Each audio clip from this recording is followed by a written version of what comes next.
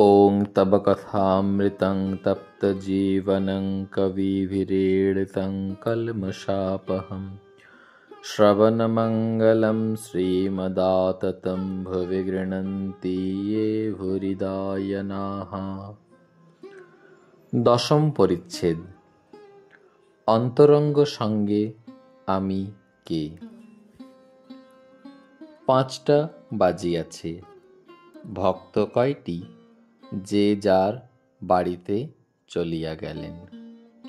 কেবল master ও নরেন্দ্র রহিলেন।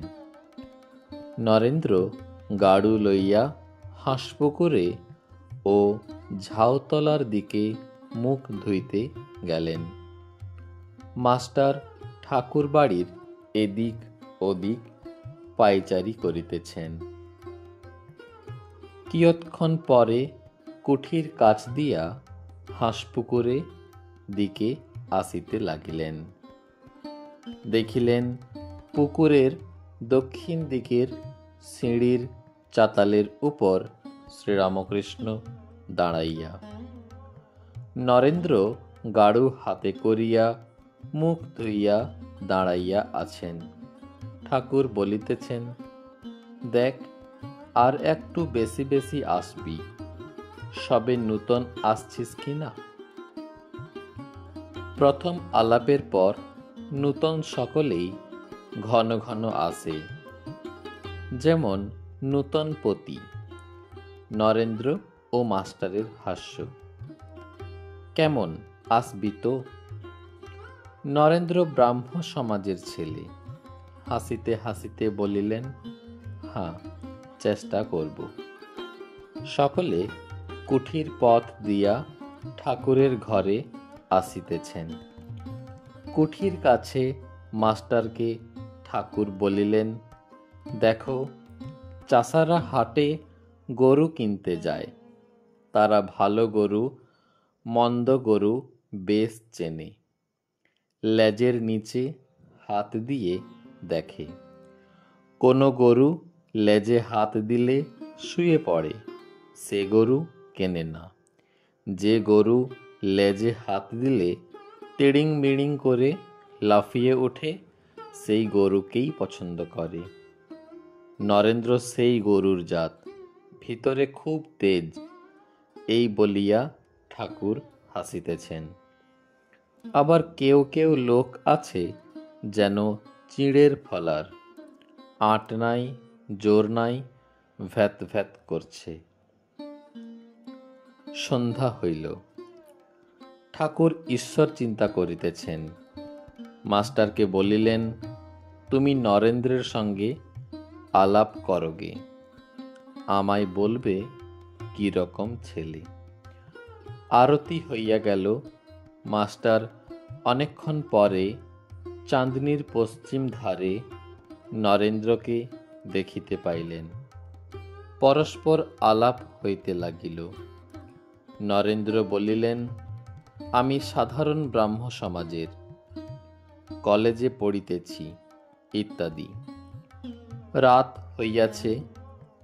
Master এইবার বিদায় গ্রহণ করিবেন, কিন্তু যাইতে আর পারিতেছেন না।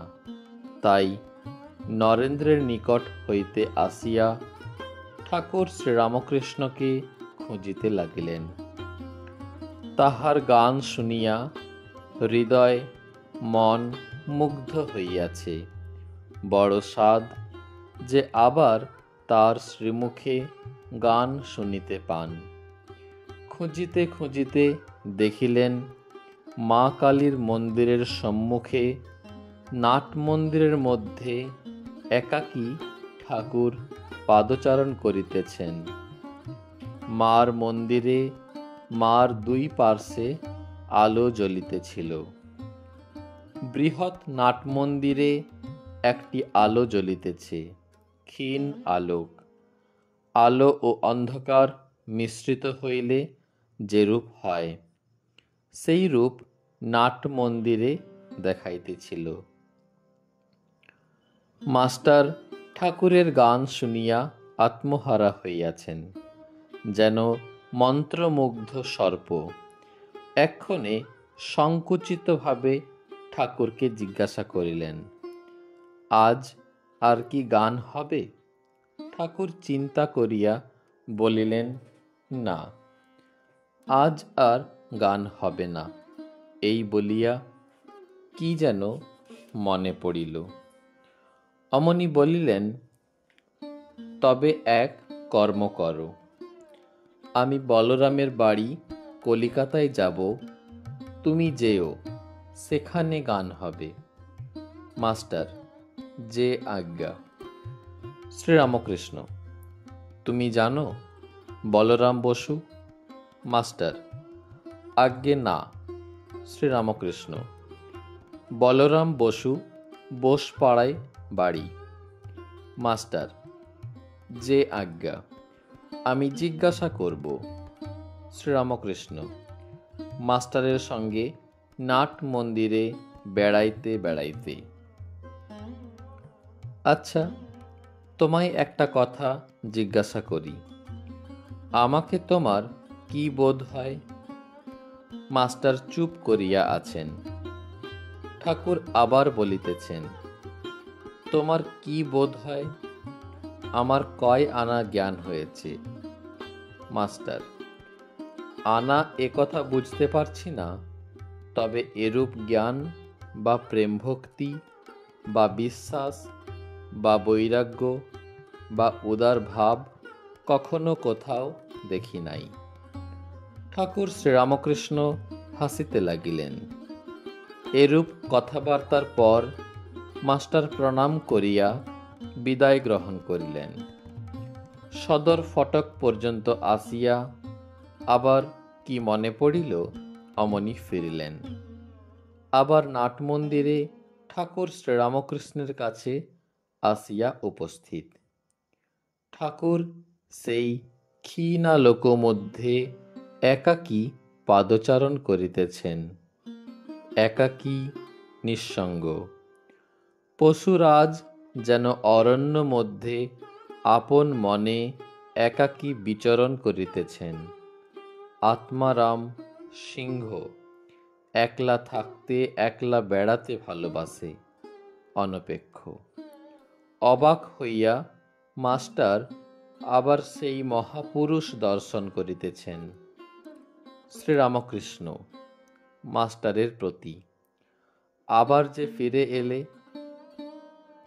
মাস্টার, আজ্ঞা, বোধহয় বড় মানুষের বাড়ি, যেতে দেবে কি না তাই যাব না ভাবছি। এইখানে এসেই আপনার সঙ্গে দেখা করব। শ্রীরামকৃষ্ণ, না গো, তা কেন? তুমি আমার নাম করবে, বলবে তার কাছে যাব, তাহলেই কেউ আমার কাছে নিয়ে আসবে। মাস্টার, যে আজ্ঞা, বলিয়া আবার প্রণাম করিয়া বিদায় লইলেন। ওং নিরঞ্জনং নিত্যমনন্তরূপং ভক্তানুকম্পা ধৃতবিগ্রহং বৈ ঈশাবতারং পরমেশমিড্ডং তং রামকৃষ্ণং শিরসা নমামः।